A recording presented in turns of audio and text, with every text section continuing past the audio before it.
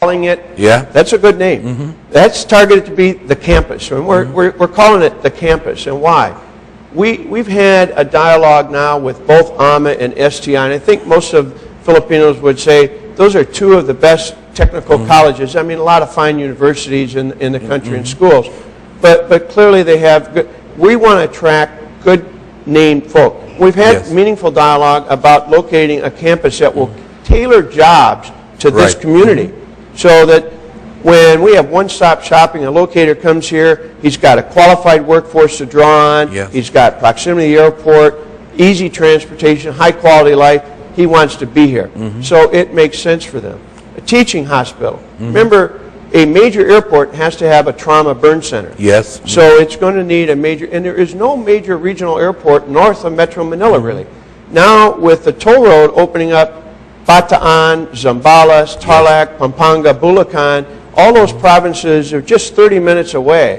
So obviously a hospital. Pilots. The Philippines trains and a lot of pilots, but also mariners. So a seafarer school, a pilot with sophisticated simulators. And we've actually opened up dialogues with some of the international American companies to train pilots and put in a very high end.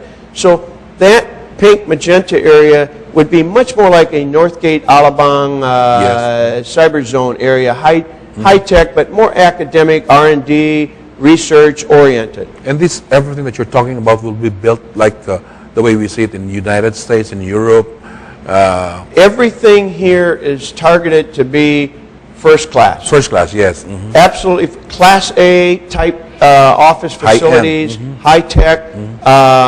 And in fact, in that regard, well, let me talk about the fourth zone. Okay. Sorry for the light green or blue. No, this is good. The light blue-green is in more logistics and office-oriented. People want offices in and around the airport. They want to fly in and out. You go to Dulles, you see that. You go to major airports, you see these big office areas. But Class A office. So this is designed to be. When you ask about state-of-the-art, we have opened up a dialogue with some of the best companies like PLDT to put in state-of-the-art fiber optic, IT, telecom backbone. We used to hear Laguna Techno Park was the premier park, and it was. Used to be, But that was 2 decades ago, a decade ago. This park is the park of the future. So this is now the park of the future for all of those companies that want to be anchored near the DMIA airport.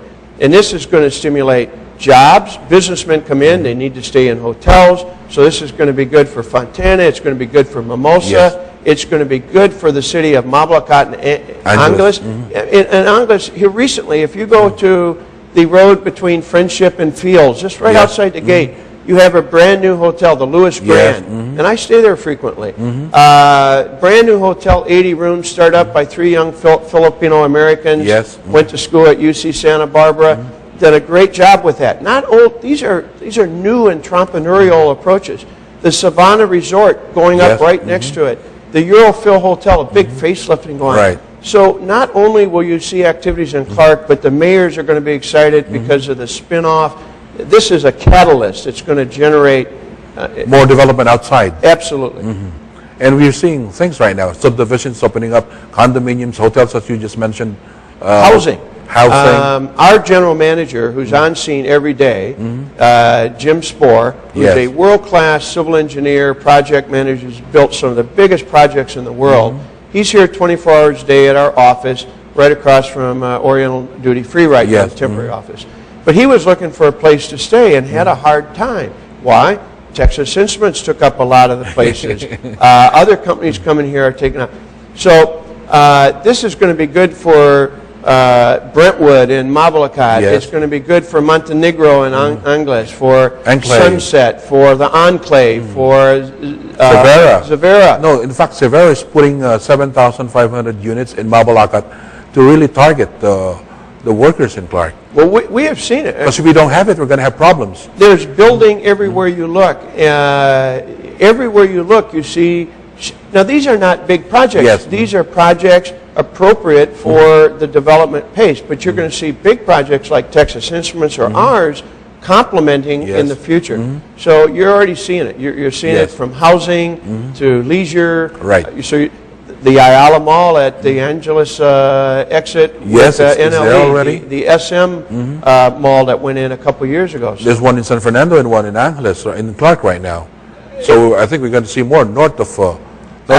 I think so. And the biggest thing is getting the business community to offset. I predict on this show, I predict that northern Luzon will overtake the southern Manila in the future. You'll see Tagaytay is a wonderful place, but it's a history. The future is the Zambales Mountains. Yes. All I would do is challenge every Filipino watching your show to drive the Subic-Clark-Tarlac Expressway. Get on at Mabalacat, go up MacArthur Highway, get on the expressway, drive to Subic, and come back. And the most beautiful mountains in the world are on the west side of the toll road, the Zambales Mountains, and you're going to. This is going to be new, wide roads, master plan communities and resorts and developments. 20 minutes to the beach, 20 minutes to the airport. This is the future of the Philippines. It's right here. It's right here, huh? Right now. Right here at Clark. Right. So it's really good that you talk about it because, as I said, it raises the morale of the people. And we want our local investors to put in their money together so they can join and invest in all this undertaking. In fact, the Department of Tourism people said that in the next few years we'll be needing an additional 5,000 hotel rooms. I believe it, and I believe that's an understatement. Understatement, okay. We are looking at some other developments and other investments in this area. Right. We're captivated by northern Luzon, but also let me tell you, because of our positioning in Kuwait, we're also looking very strongly at Mindanao. And one of the advantages of attracting Arab investors now, you have a lot of Japanese and Korean and Chinese and American investors who have been here a long time. But to bring in Arab investors, very smart to do that because it diversifies your economy. And with this financial crisis in America with Wall Street, the Philippines protects itself with diversity of investors. So having Arab investors here is a big... But we have now been able to attract Arabs to look at opportunities in Mindanao, which is natural for the Muslim community to look at Mindanao investments. And that also would be good for the country because it'll help stimulate jobs. And your president, and she may not remember this, but I do. She came to the United States in about October, might have been November, after September 11th in 2003. And she was one of the first international leaders to come and give a major speech. And she spoke, and she might not remember it, but her speechwriters ought to get it out. But she said, this is right after September 11th. She said, if you want to solve world terrorism, you must first solve world poverty. And if you want to solve world poverty, you must create jobs. That succinctly. She said that. And that's probably the #1 underlying condition that stimulates terrorist activities or unrest is jobs. So if we can get jobs going and economy they have so much time in their hands doing nothing. That's why they think of but that's a marching order for all the top cabinet officials, people working for BCDA, CDC, DMIA. Create jobs. That's what the president is focused on. That's why she loves this project so much. And it's jobs anywhere. Here's 70,000 jobs. Just for the construction, you said you're going to be needing 5,000 people, right? 5,000 people during the construction phase. That's horizontal construction, vertical. And let me spend a minute. All of that's going to be done by Filipino contractors. Okay, all that's of good. In fact, we had Chicho's in our office yesterday. We just renovated it. Encourage people to stop by, vendors, suppliers, contractors, lots of things going in here.